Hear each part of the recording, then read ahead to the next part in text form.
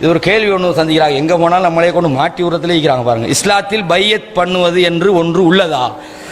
பையத் பண்ணாமல் மரணித்தால் அது ஜாஹிலிய மரணமா? பையத் ஒன்று இருக்கிறது. பையத் இல்லாமல் மூத்தா போனால் ஜாஹிலிய மரணம் தான். இதில் மாற்றுக்கிறது இல்லை. இது முஸ்லீமில் வர ஹதீஸ். ஆனால் பிரச்சனை என்னென்னா அது எந்த பையத்துன்னு தான் பிரச்சனை. இவங்கள் பட்டுவார் பாடு கொஞ்சம். அது என்னன்னு கேட்டால் ரசூலுல்லாஹ் சொன்னாங்க, மண் மாத்த வலைசஃபி உனுகிஹி பைஅத்துன் மாத்த மீத்தத்தன் ஜாஹிலியா. யாருடைய கழுத்துல பையத்திலாம் மூத்தா போறானோ அவன் ஜாஹிலிய மரணத்தை தழுவான்னு சொன்னாங்க. முஸ்லீம்ல வர ஹதீஸ். இந்த ஹதீஸ் பையத் சம்பந்தமா நிறைய வருது.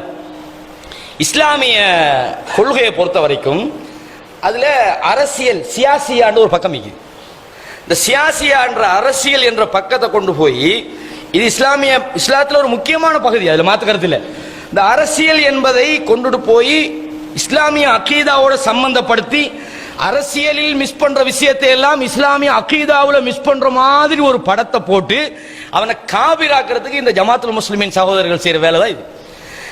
குறைஞ்சபட்சம் இந்த ஹதீஸ்ல முன்னுக்குள்ள துண்டையாவது வாசிச்சு போட்டு விளக்கம் சொன்னா கொஞ்சம் விளங்கும். இந்த செய்தி என்னென்ன சகோதரர்களே, ஒரு இஸ்லாமிய ஆட்சி தலைவர் இருக்கும் போது அந்த ஆட்சி தலைவருடைய உடன்படிக்கையை முறிச்சிடப்படாது.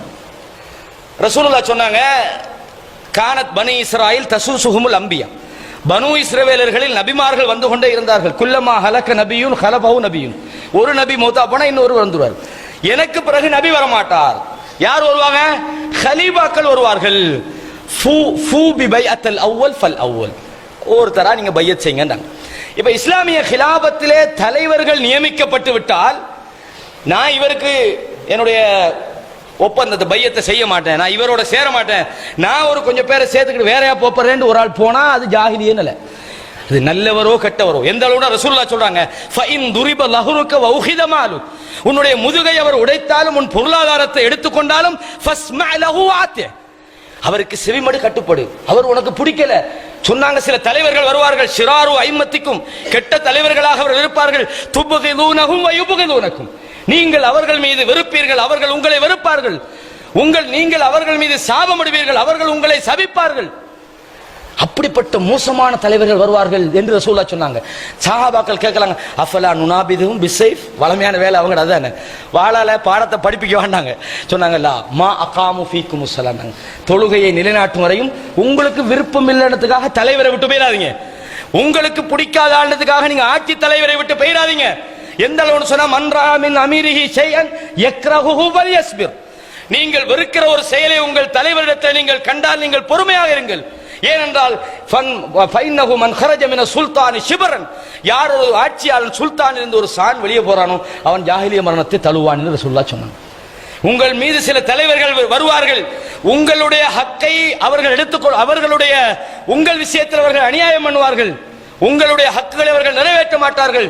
அப்ப கேட்கிறாங்க, யாரும் சொல்றாங்க என்ன செய்ய? உங்களோட ஹக்கு அல்லாட்ட கேளுங்க, நீங்க பொறுமையா இருங்கன்னாங்க.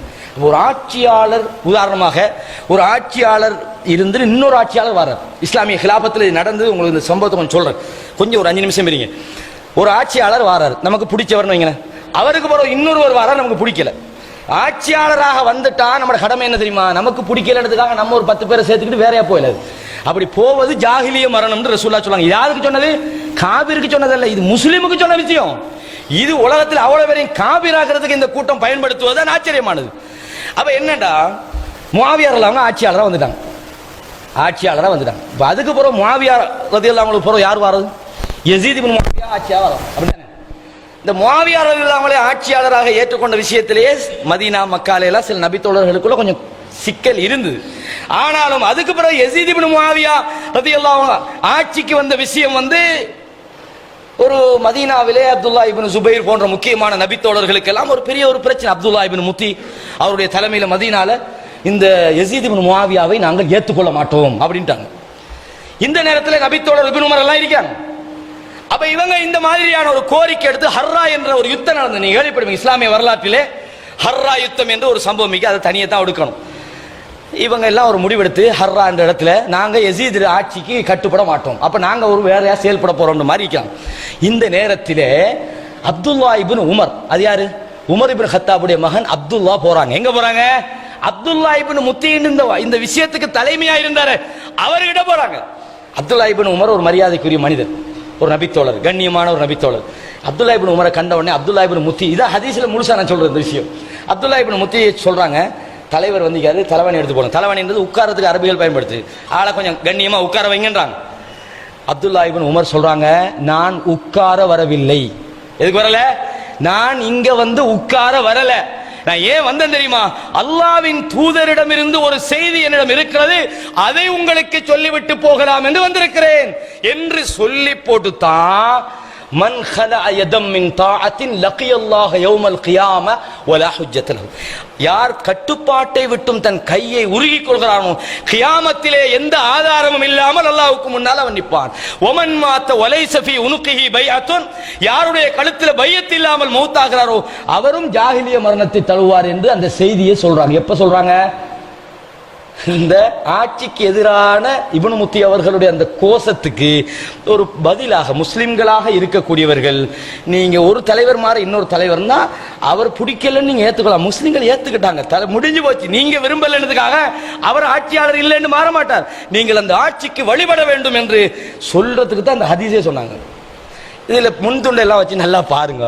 ஒரு ஆட்சி இருக்கும் போது அந்த ஆட்சியை விட்டும் போகக்கூடாது என்பதற்கு சொல்லப்பட்ட விஷயத்தை இவங்க என்ன செய்யறாங்கன்னா, புதுசா ஒரு 10 பேரை சேர்த்து வச்சுக்கிட்டு இதோ ஜமாத்துல் முஸ்லிமீன் உலகத்திலே உருவாகிவிட்டது, ஆகவே நீங்கள் எல்லோரும், அது ஒரு 10 பேச்சு. இப்போ அது வேற கேஸ், அது ஒண்ணும் இல்லை. இப்போ 4-5 பேத்து அதுல வந்து பையத்து செய்யுங்க. இதுல இன்னொரு விஷயத்தை வழங்கணும்.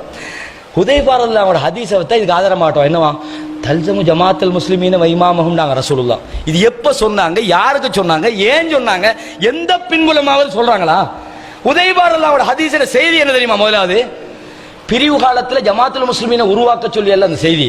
இஸ்லாமிய ஹிலாபத் இருந்து கொண்டிருக்கிற நேரத்திலே துஆத்துகள், அழைப்பாளர்கள் தோன்றி அந்த ஹிலாபத்துக்கும் இஸ்லாமிய அடிப்படைக்கும் மாற்றமான பிரச்சாரம் செய்து கொண்டிருக்கிற நேரத்தில் அல்லாஹ்வுடைய தூதர்கிட்ட கேட்கிறாங்க, நான் என்ன செய்ய? ஒண்ணுலே இந்திராத தல்சமு ஜமாத்துல் முஸ்லிமீன் நீக்குது, ஆட்சியோட நீக்குது, அதுல இது சொல்ல வந்தது. அப்ப இரண்டாவது கட்டம் ஒன்று கேட்கிறாங்க, அப்போ ஜமாத்துல் முஸ்லிமீன் இல்ல, எல்லாம் பிரிவாகிது, இப்ப என்ன செய்ய? பேசாம மரத்திரை வேற கட்டி ஒதுங்கன்னு சொன்னாங்க, உருவாக்கவே சொல்லலங்கண்ணே. அப்ப எந்த இடத்துல என்ன சொல்லலையோ அதை உண்டாக்கி வச்சுக்கிட்டு ஹுதைஃபா ரலியல்லாஹு அன்ஹு தல்சமு ஜமாத்துல் முஸ்லிமீன் சொன்னாங்களாம். அதுக்கு கொண்டு போய் ஜாயின் பண்றாங்க. எங்கன்னு கேட்டா, இந்த 73 பிரியும் ஒரு கூட்டம் சொர்க்கம் போகும், அந்த ஒரு கூட்டத்துக்கும் இந்த ஜமாத்துல் முஸ்லிமீனுக்கு சம்பந்தமே இல்லை. இது இஸ்லாமிய சமூகத்துக்கான அரசியலை பத்தி பேசுற ஹதீஸ். அந்த ஹதீஸ் சொர்க்கம் போறவங்களை பத்தி பேசுற ஹதீஸ். சொர்க்கம் போற ஒரு கூட்டத்தை பத்தி ரசூலுல்லாஹ் சொல்றாங்க. அது ஜமாத்துல் முஸ்லிமீன் அல்ல. ஜமாத்துல் முஸ்லிமீன் என்பது ஒரு அரசியல் பேர். அந்த இடத்துல சொர்க்கம் போறவங்களுக்கும் அது சொல்லப்படும், முஸ்லிம் என்ற வகையில சொல்லப்படும். அந்த ஹதீஸ் சொல்ற செய்தி சொர்க்கம் போறவங்கட பண்பை பத்தி சொல்ற ஹதீஸ். இந்த ஹதீஸ் சொல்றது இஸ்லாமிய கவர்மெண்ட பத்தி சொல்ற ஹதீஸ். இதை கொண்டு போய் அங்க கொண்டு சொருவி, கொடுவா மீன் தெரியும் தானே? கொடுவா மீன், கொடுவா கத்தி, அதுக்கு என்ன சொல்ற இங்கிலீஷ்ல? அதுக்கு தெரியுமா? இப்படி ஒரு ஆள் இங்கிலீஷ் சொல்லிக்காரு. கொடுவா கத்திக்கு என்ன இங்கிலீஷ்ல கேட்டா, இங்கிலீஷ்ல பொறுத்த வரைக்கும் பேர் தெரியாம சொல்லல தானே? பேர் தெரியாம இங்கிலீஷ் சொல்லல, அது பேர் தெரியணும் அப்பா சொல்லல. இப்போ இங்கே மீன் பிடிக்கிறாங்களுக்கே கொடுவா கத்தி இங்கிலீஷ்ல என்ன கேட்டா தெரியாதா? கத்தின்னு சொல்லுவாங்க. ஒருத்தர் இங்கிலீஷ் தெரிஞ்சவன்ற போய் கடிக்கிறாங்க, அந்த கொடுவா கத்திக்கு என்ன சொல்றேன்? இவன் யோசிச்சு பார்த்தீங்கன்னா, கொடுவா கத்தியா, அதுக்கு என்னடா இது இங்கிலீஷ்ல தெரியலையே, இப்போ என்ன செய்யறது? இப்போ இவனுக்கு தெரியாதுன்னு சொன்னா இவனுக்கு இங்கிலீஷ் தெரிய அனுப்பிடுவாங்க. அப்போ உடனே சொன்னாரா, கிவ் கம் நைஃப்னு சொன்னாராம். கிவ்ண்டா கொடு, கம்முண்டா வா, நைஃப் உண்டா கத்தி, கொடுவா கத்தி, கொடுவா கத்தி. இந்த மாதிரிதான் இவங்க தல்சமு ஜமாத்துல் முஸ்லிமீன் அந்த ஹதீஸ்ல வந்துட்டு, எந்த கூட்டமாப்பா? அந்த 73 பிரிஞ்சு ஒன்னு சொர்க்கம் போமே அந்த ஆகிக்குது. இதுவும் அதுவும் நாங்க தான் சம்பந்தம் இல்லாத 2 இடத்துல கொடுவா கத்தி போட்டு இப்படிதான் இன்னைக்கு பயான் நடக்குது. உமரை வருவார் ஒரு குரூப்லயும், ஒரே ஓட்டம், 2 கேள்வி ஆளிக்காது. என்ன முர்த்தத்தோட பேசப்படா? ஏன்னா இவ்வளவு நேரமெல்லாம் பேசியிருந்தீங்க, அது என்னது மாற்ற நேரத்தில் மட்டும் முறுத்தது. இப்படி கொஞ்சம் கேவலமான ஒரு கொள்கை இது. இது இப்ப சீன் அவுட், இதை பத்தி பேசி வேலை இல்லை. இந்தியாவில் எங்கே ஒரு இடத்துல உருவாக்கிக்கிறாங்களான்னு ஒரு அழைப்பு வந்து, இப்போ அது அடுத்த கிழமை அங்கே போய் ஒரு பயான் நிற்குது, வழங்குதா? இப்போ இங்கே வியாபாரம் முடிஞ்சு போச்சு, இப்போ ஒன்றும் நடக்காது. இப்போ இந்தியாவுக்கு போய்க்குது வியாபாரத்துக்கு, இனி அங்கே விரட்டிடணும் எப்படி ஒரு 2-3 கிழமையில், வழங்குதா? இதான் இந்த நிலைமை. இதெல்லாம் போட்டு தலையில் எடுத்துக்கொள்ளாம இது கேள்வியாக கேட்டதுக்காக தான் சொன்னேன். இதில் கொஞ்சம் பேருக்கு தெளிவில்லை, என்னமோ சொல்கிறாங்களாமே. என்ன சொல்கிறாங்க? ஒன்றும் இல்லை, சும்மா ஹதீஸில் பின்துண்டை வாசிக்கிறேன், முன்துண்டை விட்டுறேன். இதுதான் பிரச்சனை. முன்னுக்கு என்ன ஆகின்னு தெரிஞ்சுக்கிட்டாலே பின்னுக்கு என்ன சொல்ல வராங்கன்னு தெரியும். அப்போ இது ஒரு நீண்ட தலைப்பு. இது சுருக்கமாக சொல்கிற விஷயம் அல்ல.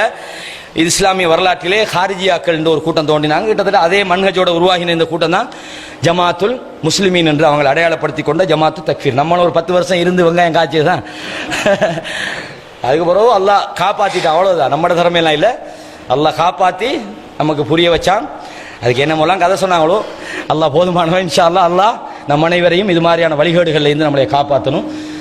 அல்லாஹ்விடத்தில் நாம் எல்லாரும் துவா செய்தவர்களாக. இந்த தலைப்பு நான் பேச வந்தது ஒரு தலைப்பு, பேசுனது ஒரு தலைப்பு, இடையில முடித்தது இன்னொரு தலைப்பு, இப்போ 3 தலைப்பு இதுக்குள்ள இருக்குது. வழங்கா இன்ஷா அல்லாஹ் இந்த விஷயங்களை எல்லாம் அல்லாஹு தஆலா நம்மிடமிருந்து ஏற்றுக்கொள்ள வேண்டும். பாவமான விஷயங்கள், தவறான விஷயங்கள், வழிகேடான விஷயங்கள் இருந்து அல்லாஹ் நம்மை காப்பாற்றணும். வ அகூலு கௌலி ஹாதா வஸ்தக்ஃபிருல்லாஹ லி வலக்கும் ஃபஸ்தக்ஃபிருஹு இன்னஹு ஹுவல் கஃபூருர் ரஹீம்.